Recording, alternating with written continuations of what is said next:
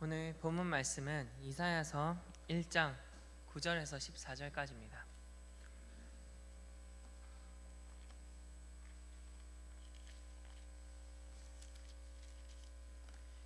이사야서 1장 9절에서부터 14절까지입니다.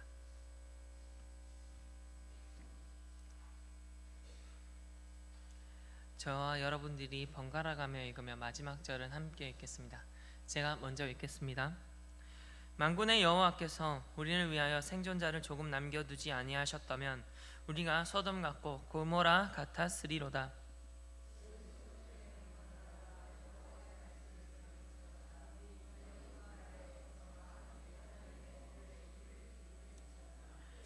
여호와께서 말씀하시되 너희의 무수한 재물이 내게 무엇이 유익하뇨? 나는 숫양의 번제와 살찐 짐승의 기름에 배불렀고 나는 수송아지나 어린 양이나 수점소의 피를 기뻐하지 아니하노라.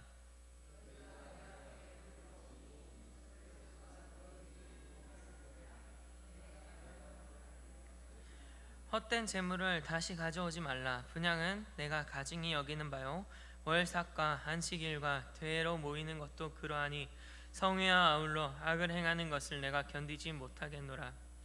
내 마음이 너희의 월삭과 정한 절기를 싫어하나니 그것이 내게 무거운 짐이라. 내가 지기에 곤비하였느니라.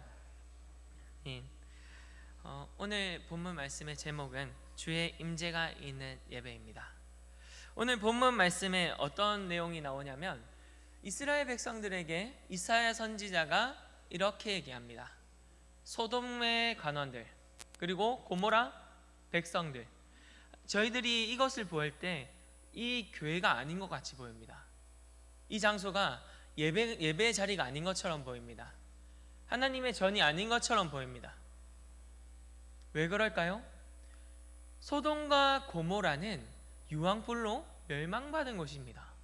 하나님께서 심판하셨던 곳이었기 때문에 그곳을 빗대어 지금 이 교회를, 이 성전을, 예루살렘 성전을 소돔과 고모라라고 한다는 것은 맞지 않다고 할 수 있어요.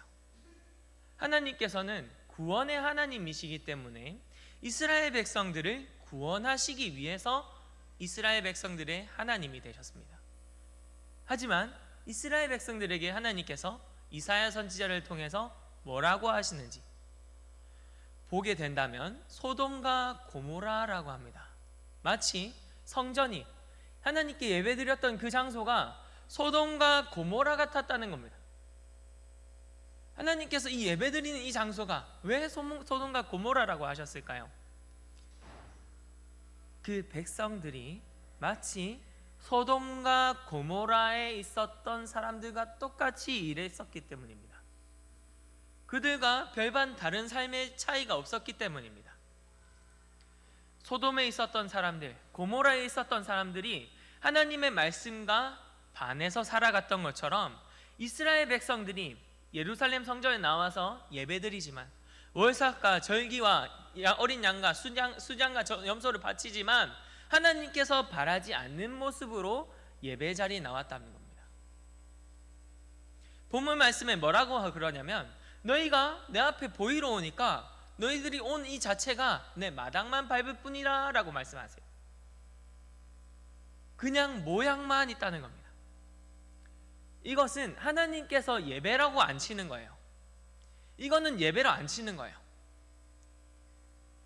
소돔과 고모라의 삶을 살아오면서 예배드리겠냐라는 거예요. 소돔과 고모라의 사람들과 다른 삶을 살지 않으면서 나한테 예배드리러 온다는 거예요. 그거를 기뻐하지 않는다라고 하십니다. 그냥 마당만 밟는다고 합니다. 받지 않는다는 거예요. 예배의 주인은 하나님이십니다. 저희들은 이곳 가운데 나와서 예배를 드리고 있지만 누구를 향해서 저희들이 예배를 드리고 있습니까? 바로 하나님을 향해서 우리들은 예배를 드리고 있어요. 예배의 주인은 하나님이십니다. 하지만 저희들이 예배의 주인이신 하나님을 두고도 저희들이 주인인 삶을 살아가니까 하나님께서 그 예배를 받지 않는다라고 하십니다. 사랑하는 성도 여러분, 오늘 우리는 예배라는 주제를 다시 깊이 묵상하고자 합니다. 예배는 교회의 중심이며 하나님의 백성이 존재하는 이유입니다. 그러나 성경은 반복해서 형식적인 예배와 자기중심적 예배, 죄를 숨긴 예배가 오히려 하나님을 더 진노하게 할 수 있음을 경고합니다. 예배를 드리러 나왔어요. 하지만 하나님께서 오히려 더 진노하게 된다는 겁니다. 본문에서 하나님은 너희의 무수한 재물이 내게 무익하다라고 하세요. 그것이 원래 누구 것입니까? 원래 하나님 거예요.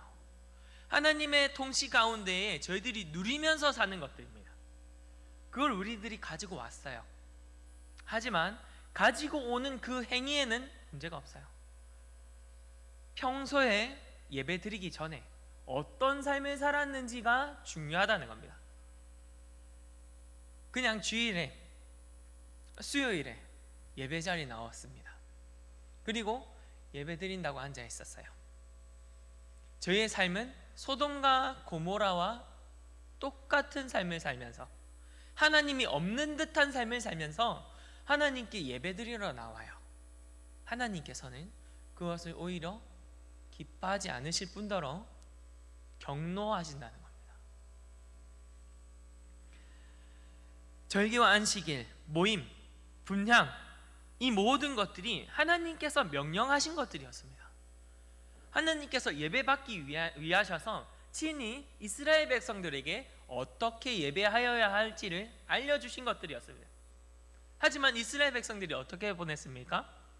이 모든 것들을 내 마음대로, 내 편한 대로 삶을 살다가 와가지고 제사를 드렸던 거예요. 목숨을 전제로 우리들은 언약을 했습니다. 아브라함이 언약을 할 때 배를 가르고 그 위로 불이 지나갔어요. 내가 언약을 어기면 이것처럼 되겠다라는 뜻이에요. 하나님께서도 이렇게 언약을 하셨어요. 나는 너희의 하나님이 되고 너희는 내 백성이 된다는 언약적인 관계입니다. 하지만 이스라엘 백성들이 범죄한 삶으로 말미암아 하나님께 예배드렸던 이 모든 것들이, 언약들이 파괴되었습니다. 성경은 단순합니다. 죄를 회개하지 않은 채 드리는 예배는 하나님께서 받으실 수가 없습니다. 죄와 함께 드려지는 예배를 하나님께서는 받지 않으세요. 저희들이 오늘 주일에 예배 드리러 나왔습니다. 단순히 주일에 이 예배 시간이 예배의 전부가 아니라 저희의 삶과도 연결이 되어 있다는 거예요. 저희 삶이 어떻게 되어져 있는지에 따라서 오늘 이 예배가 하나님께서 기뻐하시는 예배가 될 수도 있고 하나님께서 경노하시는 예배가 될 수도 있다는 겁니다.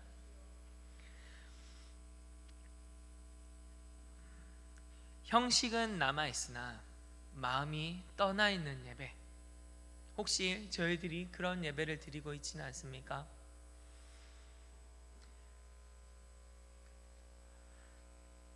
하나님의 백성은 예배를 드렸지만 그들의 삶과 마음은 하나님을 떠나 있었습니다.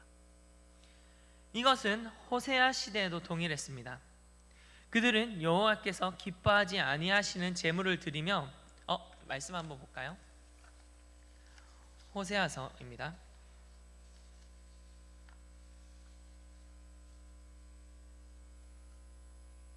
9장 1절부터 4절까지 다 같이 읽겠습니다. 이스라엘아, 너는 이방 사람처럼 기뻐 뛰놀지 말라. 내가 음행하여 내 하나님을 떠나고 각 타작마당에서 음행의 값을 좋아하였느니라. 타작마당이나 술틀이 그들을 기르지 못할 것이며 새 포도주도 떨어질 것이요, 그들은 여호와의 땅에 거주하지 못하며 에브라임은 애굽으로 다시 가고 아수르에서 더러운 것을 먹을 것이니라. 그들은 여호와께 포도주를 부어 드리지 못하며 여호와께서 기뻐하시는 바도 되지 못할 것이라. 그들의 재물은 애곡하는 자의 떡과 같아서 그것을 먹는 자는 더러워지나니 그들의 떡은 자기의 먹기에만 소용될 뿐이라. 여호와의 집에 드릴 것이 아님이니라. 타작마당이 어떤 곳입니까? 솔로몬 성전의 기반이 되었던 곳입니다. 솔로몬 성전이 타작마당 위에 지어졌어요. 타작마당은 무엇을 하는 곳입니까? 알곡과 가라지를 걸러내는 곳입니다. 타작마당에서 알곡과 가라지를 걸어내는 작업을 하는데, 지금 그 위에 성전이 지어졌다는 말은 뭡니까? 진짜와 가짜를 구별하겠다는 겁니다. 진짜 예배를 드리는 자와 진짜가 아니라 자기 편한 대로 신앙생활하면서 자기가 원하는 삶을 살아오면서 그냥 잠깐 나온 그런 사람들을 구별하시겠다는 겁니다. 참된 예배자의 모습은 그냥 단순히 주일에만 나와서 예배드리는 모양만 갖추는 것이 아니고, 그들의 삶이 하나님의 말씀과 가까워서 하나님의 말씀을 따라가는 모양을 가지고 있습니다. 그 모양은 힘이 있어서 그 하나님을 향한 사랑이 그 가운데 있습니다. 또한 하나님께서도 그를 사랑하셔서 그 사랑이 서로 하나님과 서로 소통하는 사랑의 모습을 가지고 있는 것입니다. 그것은 그냥 주일에만 드려지는 예배가 아니고 평상시에도 예배의 기쁨이 있고 예배에 대한 기억이 남아있는 삶입니다. 여러분들의 삶 속에는 예배의 감격이 남아 있습니까?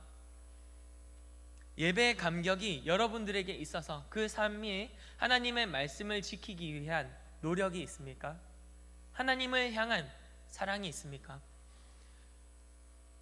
여러분들의 삶에서 하나님을 향한 사랑이 있어서 예배가, 전적인 예배가 여러분들의 삶에서도 이루어지고, 또 이 자리에서 또한 하나님께서 기뻐하시는 예배가 올려드려지길 소망합니다. 호세아 시대 때에 예배자 자신이 하나님과 끊어져 있기 때문에 드리는 제물도, 예배자 자신이라는 것은 예배를 드리는 우리들의 모습을 말하는 겁니다. 예배자 자신이 하나님과 끊어져 있기 때문에 드리는 제물도 또 예배도 하나님께 속할 수가 없다는 말씀입니다.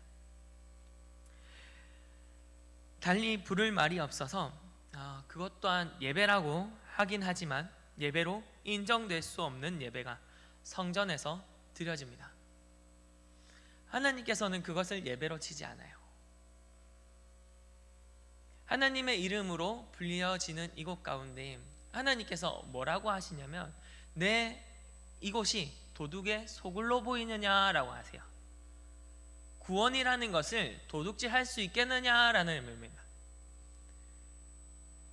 하나님께서는 구원이라는 것에 대해서 정말 철저하게 말씀대로 가십니다. 언약대로 가십니다.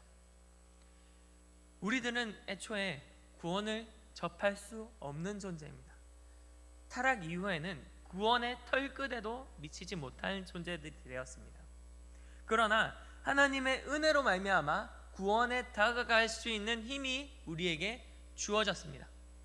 그것은 저희에게 있는 것이 아니고 저희 안에 살아계신 하나님께서, 그리스도께서 그렇게 하게 하심으로 말미암아 구원으로 다가갈 수 있게 되는 것입니다.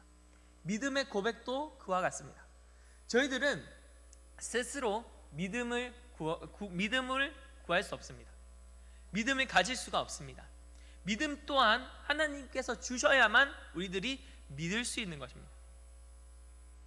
이 모든 것 자체가 은혜라는 것입니다.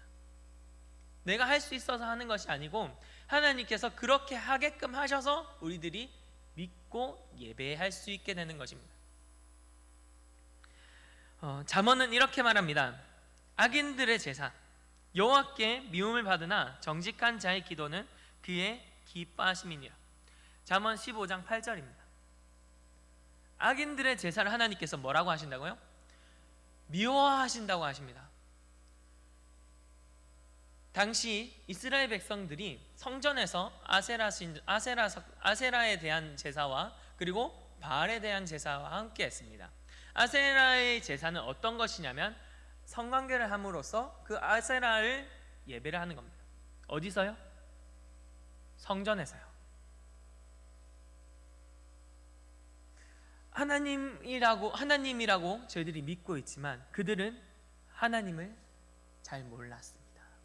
하나님이 어떤 분인지 모르고 예배했습니다. 하나님이 어떤 분인지 모르고 예배의 자리에 나왔습니다. 성전에서 그와 같은 만행을 벌이면서 하나님께 예배드리는 자들이 나왔다는 겁니다. 그것을 하나님께서 기뻐하셨을까요? 미워하실 수밖에 없겠죠. 지금 우리들도 마찬가지입니다. 성전에 나오면서 죄와 함께 나온다는 것은 그와 별반 다를 것이 없습니다. 제가 이 힘든 일을 여러분들에게 말하는 이유는 그렇게 해야 되기 때문입니다. 분명히 여러분들의 삶 가운데 여러분들의 삶이 어떤 고됨과 어떤 힘듦과 어떤 위로가 필요한지 저는 알지 못합니다. 다만 제가 이 자리에서 여러분들에게 권면해 드릴 것은 하나님의 말씀은 이러니까 하나님의 말씀으로 돌아가야 된다고 말씀을 드리는 겁니다. 분명히 여러분들이 이렇게 살기가 힘든 걸 알아요. 저도 공감합니다. 저의 삶 속에서도 하나님의 말씀을 지키는 것이 때로는 버거울 때가 있어요. 하나님을 사랑하는 것이 때로는 버거울 때가 있습니다. 그러나 하나님께서는 저희를 사랑하실 때 그런 버거움으로 사랑하지 않으셨어요. 마땅히 해야 될 것으로 여기셨고 그리고 자기 자신보다 저희를 더 사랑하시고 아끼셨습니다. 그 마음을 저희들이 기억한다면 그 버거운 삶 가운데서도 하나님을 향한 사랑의 표현이 여러분들의 삶 가운데에 전반적으로 드러나야 된다는 겁니다. 편한 신앙생활과 말씀, 언약과 다른 결을 살아가고 있는 분들이 이곳 가운데 혹시 계신다면 다시 말씀으로 돌아가는 삶을 여러분들께서 누리셨으면 좋겠습니다.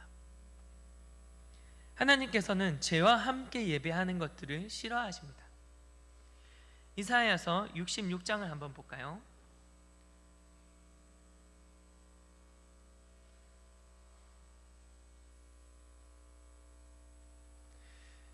다 같이 읽겠습니다.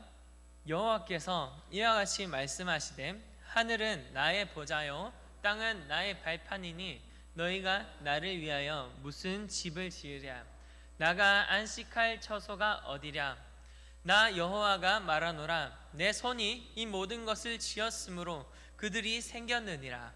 무릇 마음이 가난하고 심령에 통회하며 내 말을 듣고 떠는 자 그 사람은 내가 돌보려니와 소를 잡아 드리는 것은 살인함과 다름이 없이 하고 어린 양으로 제사 드리는 것은 개의 목을 꺾음과 다름이 없이 하며 드리는 예물은 돼지의 피와 다름이 없이 하고 분향하는 것은 우상을 찬송함과 다름이 없이 행하는 그들의 마음은 가증한 것을 기뻐한즉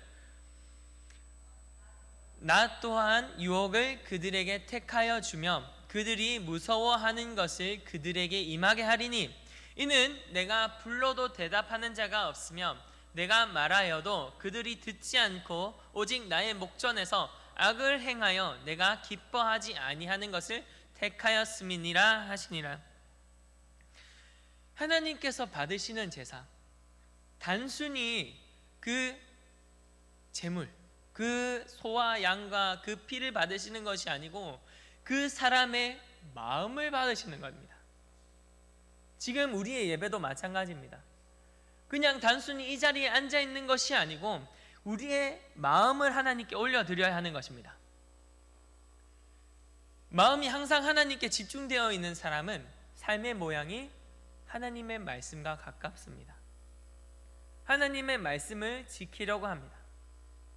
제가 계속해서 이 말씀을 반복하는 이유는 이 말씀을 여러분들에게 기억시키고자 함입니다. 세상 사람들처럼 우리들이 살아갈 터이면 말씀이 필요가 없습니다. 말씀대로 살아갈 노력도 필요 없고요, 말씀대로 살아가면서 힘들고 고난 받아야 할 필요도 없습니다. 하지만 왜 우리가 그 고난을 구태여 받아야 합니까? 하나님을 사랑하는 마음이 있기 때문입니다. 예배는 내가 하나님을 사랑하는 마음을 표현하는 시간입니다. 그냥 단순히 제 시간을 드리고 헌금을 드리고 내 관심을 드리는 것뿐만 아니고 내 마음을 하나님께 고백하는 시간인 겁니다. 여러분들의 예배는 얼마만큼의 가치가 있습니까? 여러분들의 예배는 얼마만큼의 힘이 있습니까? 얼마만큼의 관심이 있습니까? 열정이 있습니까?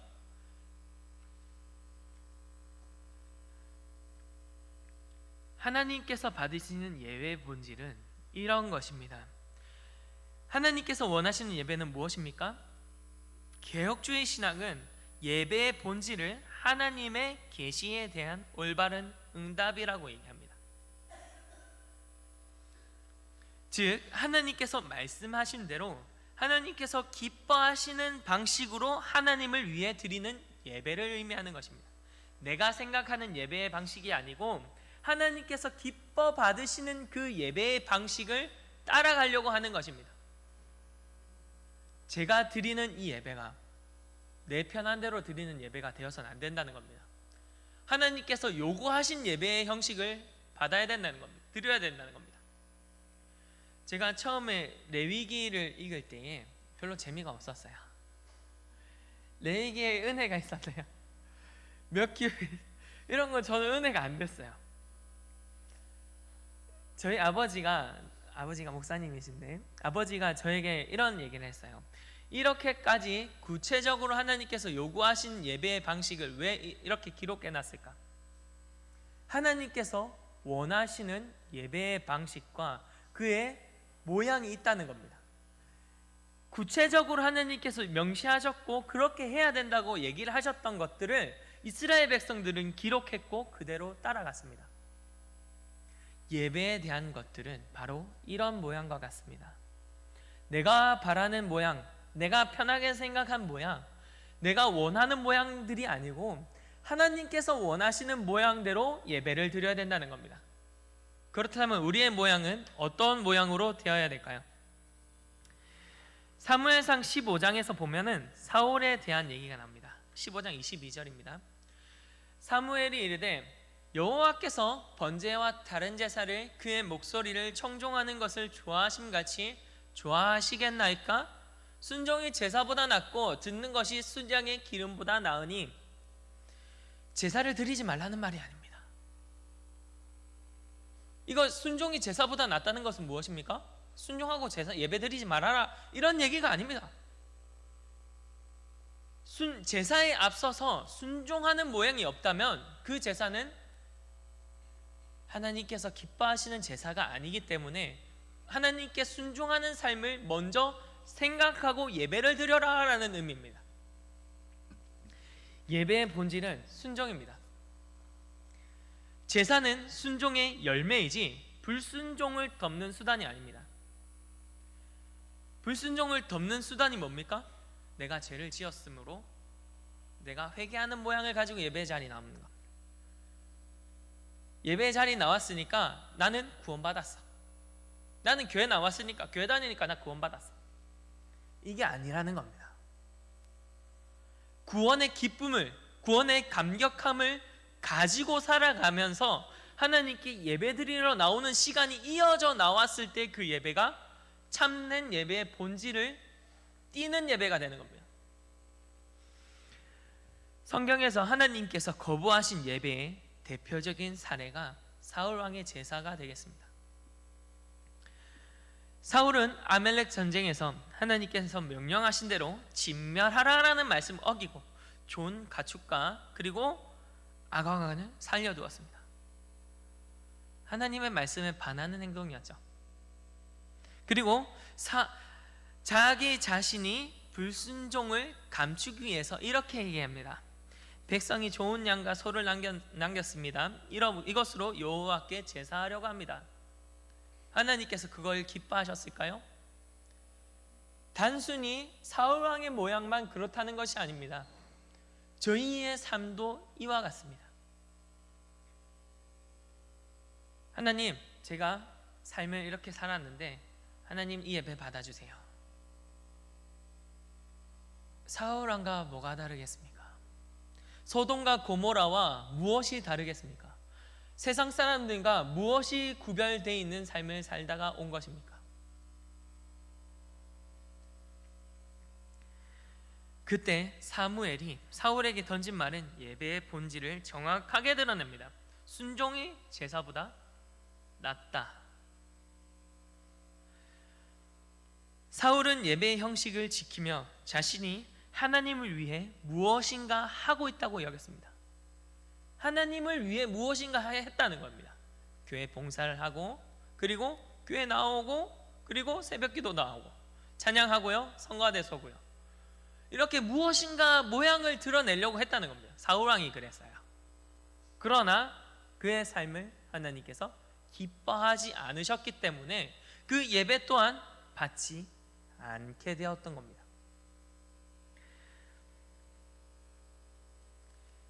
하나님께서 보시기에 그것은 제사가 아니고 예배가 아니고 반역과 같은 것이었습니다. 사울의 제사는 형식적으로는 예배 같지만 실제로는 하나님을 밀어내는 예배였던 것입니다. 하나님의 말씀이 그 삶 가운데 어디에 영향력이 있었습니까? 하나님의 살아계심이 그 삶 가운데 어디서 드러나는 모양이 보였습니까? 하나님의 살아계심이 그것 가운데 보이지 않았죠. 사울왕의 그 삶 가운데, 그 제사 가운데 하나님이 어디에 드러나셨습니까? 하나님의 말씀을 순종하지 않는 삶은 그와 같습니다. 무엇인가 신앙의 모양을 갖고 있다는 것이 예배와 연결되는 것은 아닙니다. 그리고 죄를 품고 드리는 예배는 심판이 따르게 됩니다. 사울왕이 어떻게 심판을 받았습니까? 하나님의 성령이 그를 떠났죠. 레위기 26장은 언약 백성이 회개 없이 제사를 드릴 때 오히려 징계가 임한다고 경고합니다. 25절입니다. 내가 칼을 너희에게로 가져다가 언약을 어긴 원수를 갚을 것이며 너희가 성읍에 모일지라도 너희 중에 연병을 보내고 너희를 대적의 손에 넘길 것이며. 하나님께서 그 모임 가운데 어떤 결과를 보낸다고 하십니까? 원수를 보낸대요. 연병을 보낸대요. 그 모임을 기뻐하신다는 겁니까? 기뻐하지 않는다는 거예요. 무엇과 함께 할 때요? 죄와 함께 할 때. 하나님의 말씀과 반대되는 행위, 반대되는 삶을 살다가 예배 자리로 나왔을 때에 그 예배를 하나님께서 이처럼 여기시겠다는 거예요.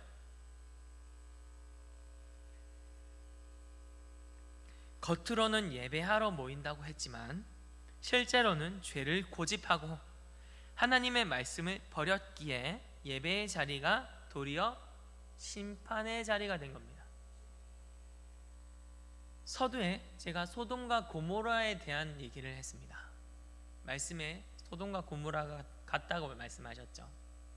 소돔과 고모라의 결과가 어땠습니까? 결국 심판을 받게 된 것이었죠.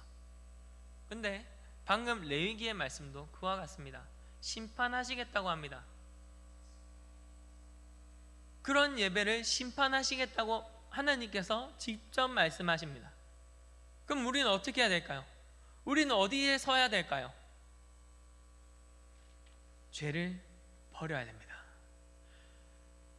다시 한번 여러분들께 위로의 말씀을 드리고자 합니다. 죄를 버리는 것이 여러분들 삶 가운데 힘든 것이란 걸 제가 이해한다고 말씀드렸습니다. 삶을 살아가면서 죄를 버리는 것 얼마나 힘든 일이지요. 죄를 버린 삶을 산다는 것 얼마나 어려운 일일까요?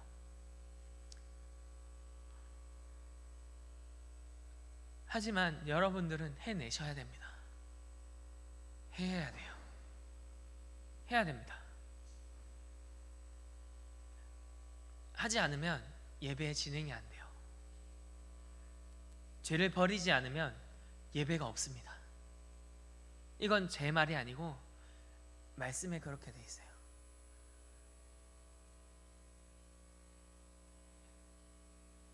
여러분들이 제 얘기를 하겠습니다. 제가 30몇 년간 예배를 드렸어요.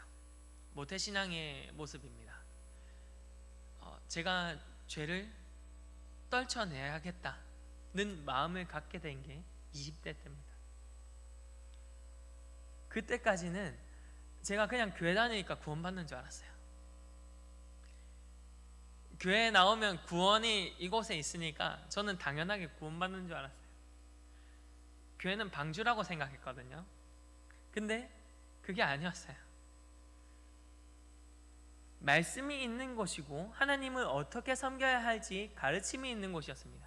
그리고 내 의지를 버려라 라는 교육이 있는 곳이었고, 하나님의 말씀이 저희를 주권적으로 강림하게 하시게끔 저희들이 저희 자아를 내버리는 훈련을 하는 곳이었습니다.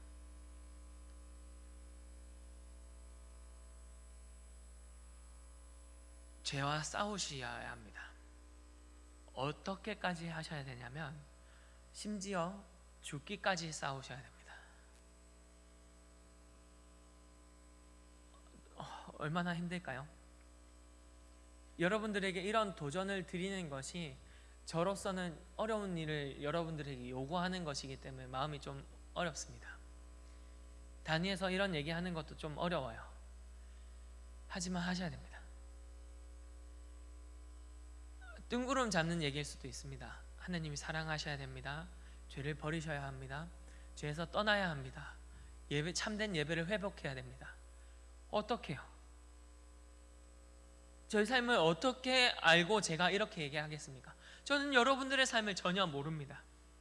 하지만 여러분들을 죽기까지 사랑하셨고 자기 자신을 내버리면서까지 여러분들을 구원하시기 위해서 노력하셨던 한 분이 계십니다. 그분이 여러분들을 위해서 중보하십니다. 그분의 사랑을 여러분들이 겪은 바 되었다면 이제 변화를 위해서 노력하셔야 됩니다. 그 기쁨이 여러분들과 함께 있다면 죽음조차도 그 사랑을 막을 수 없습니다. 당장 내가 내 편한 대로 신앙생활 하는 것을 그분이 도우신다면 그것을 내버릴 수 있습니다. 신앙생활은 바로 그런 것입니다.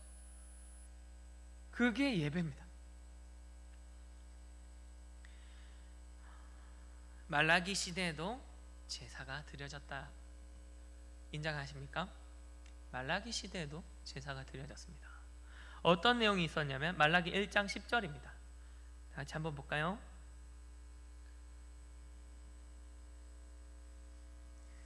만군의 여호와가 이르노라, 너희가 내 제단 위에 헛되이 불사르지 못하게 하기 위하여 너희 중에 성전 문 닫을 자가 있었으면 좋겠도다. 내가 너희를 기뻐하지 아니하며 너희가 손으로 드리는 것을 받지도 아니하리라. 지금 하나님께서 말라기 선지자를 통해서 이스라엘 백성들에게 하는 말씀입니다. 그냥 세상 사람들에게 그냥 하는 말이 아니고 이스라엘 백성들에게 하는 말입니다. 뭐라고 한다고요? 성전 문 닫을 자가 있었으면 좋겠대요.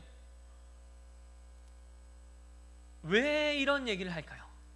왜 하나님께서 말라기 선지자를 보내서 이스라엘 백성들에게 굳이 이런 말을 할까요? 성전 문 닫아라는 말이 아닙니다. 돌아와라, 돌이켜라, 예배의 회복을 다시 일으켜라라는 겁니다.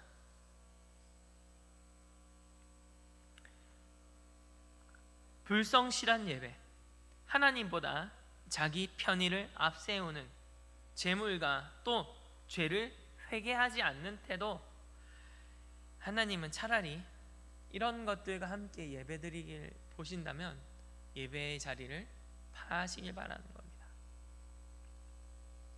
오늘 본문 말씀에도 이어서 말하면 이런 얘기가 있습니다. 내 마음이 너희의 월삭과 정한 절기를 싫어하나니 그것이 내게 무거운 짐이라 내가 지기에 곤비하였느니라. 누가 곤비했다고요? 하나님께서. 하나님께서 곤비하심이 있으십니까? 오늘 본문 말씀은 있다고 합니다.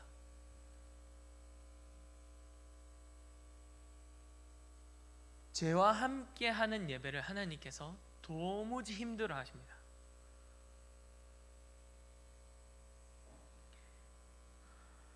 예배를 드리는 성전의 문을 주께서 직접 닫기를 원하신다는 것입니다. 참되신 임재가 있는 예배는 바로 이런 예배입니다. 어떤 예배냐면 하나님은 예배를 버리시는 분이 아닙니다. 예배당을 닫기를 원하시는 분이 아닙니다. 요지는 이겁니다. 돌이켜라라는 겁니다. 하나님은 거짓된 예배를 버리실 뿐이며 참된 예배를 회복시키는 분이십니다. 본인 스스로가 예배를 받기 위해서 저희 가운데 성령을 주시고 저희 가운데 회개할 수 있는 믿음과 안녕을 허락하십니다. 그분 스스로가 우리에게 믿음을 허락하지 않는다면 우리는 믿음을 가질 수 없는 존재일 뿐더러 예배조차도 드릴 수 없는 존재들입니다.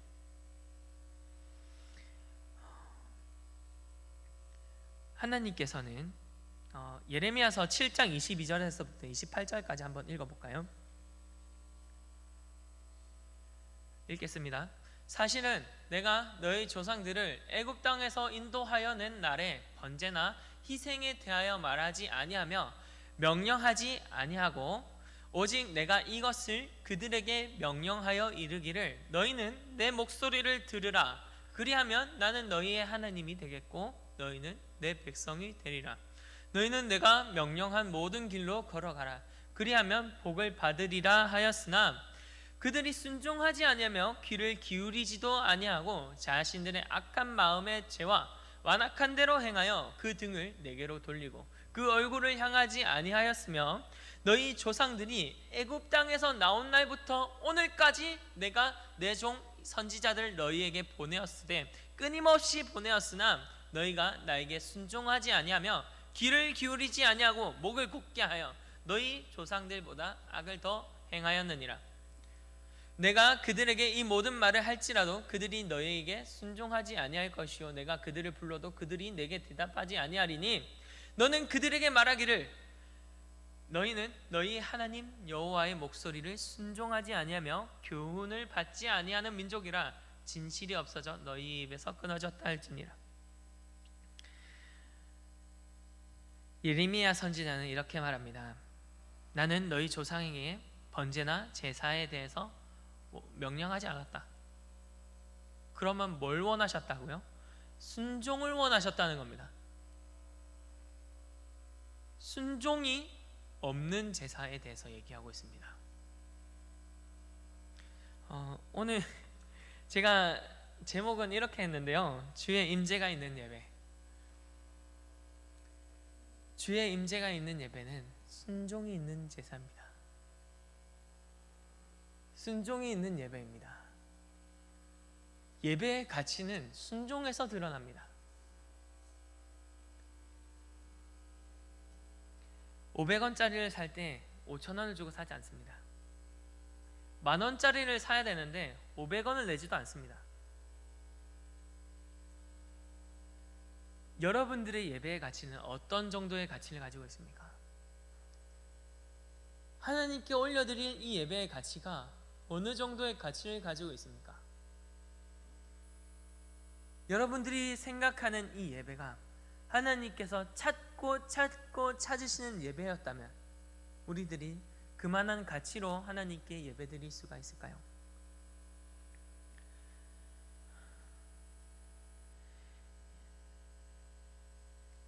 제사의 폐지는 하나님께서 원하시는 것이 아닙니다. 순종 없는 제사의 무효함을 하나님께서 말씀하시는 것입니다. 하나님은 예배를 통해 삶의 순종을 원하십니다. 예배는 주일에만 드리는 것이 아니고 삶 전체가 하나님께 드려지는 산 제사여야 합니다.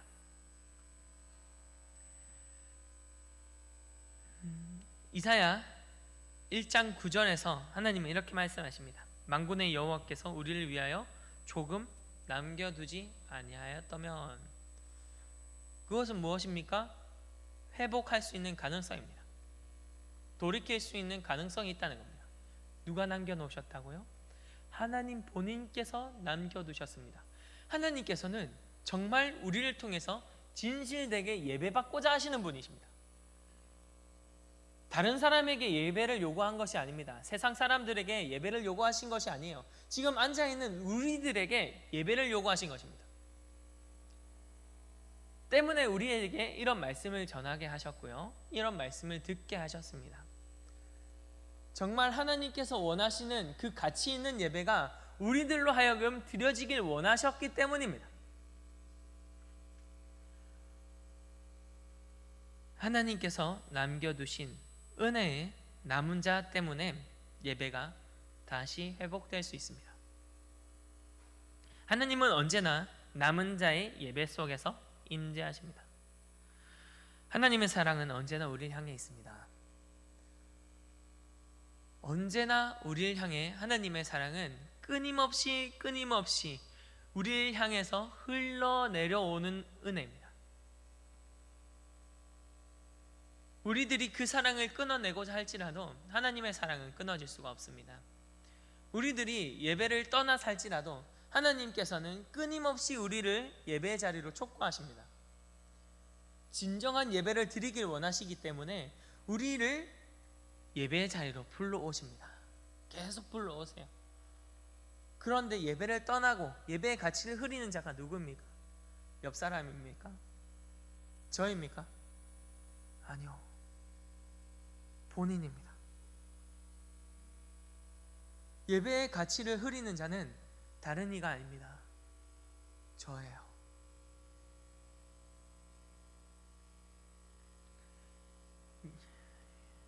하나님께서 받으시는 참된 예배의 특징 3가지가 있습니다.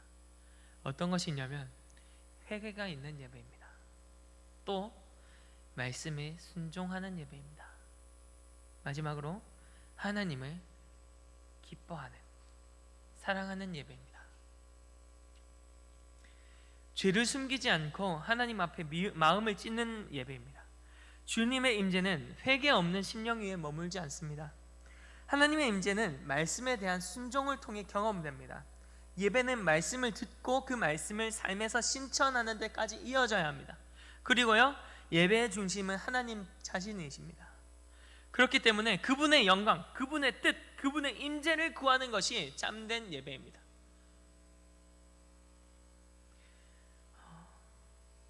결론입니다. 시간이 많이 흘렀는데요, 하나님이 기뻐하시는 예배로 돌아가야 합니다. 말씀을 통해 우리는 분명히 확인했습니다. 오늘 말씀을 통해서 순종 없는 예배는 하나님을 더욱 진노하게 합니다. 그러나 하나님은 회개와 순종으로 드려지는 예배 가운데 다시 임재하십니다. 하나님께서는 준비하고 계세요. 무엇을 준비하고 계시냐면 여러분들을 통해서 가치 있는 예배가 드려지는 것을 준비하고 계십니다. 그곳 가운데 다시금 임재하실 것이고 그곳 가운데 다시금 회복을 명하실 것입니다.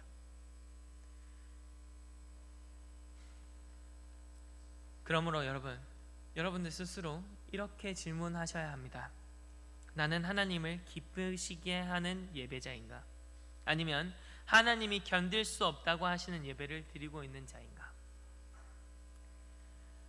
만약 우리의 마음이 한쪽에 죄가 자리하고 있다면 오늘 이 예배의 자리에서 내려놓으시길 간건합니다. 만약 우리가 예배를 습관적으로, 형식적으로, 관성적으로 드려왔다면 다시 하나님 앞에서 마음을 새롭게 합시다. 하나님은 남은 자의 예배를 통해 공동체를 회복하십니다. 그냥 내가 예배의 회복과 그냥 내가 하나님께 예배 드리는 것으로 끝나는 것이 아니고 그 공동체가 회복이 되게 됩니다. 나로 인해서. 우리 예배가 그러한 예배가 되길 원합니다. 주님의 임재가 머무는 예배, 그곳에서 우리는 진정한 생명과 은혜를 누리시게 될 것입니다. 기도하겠습니다.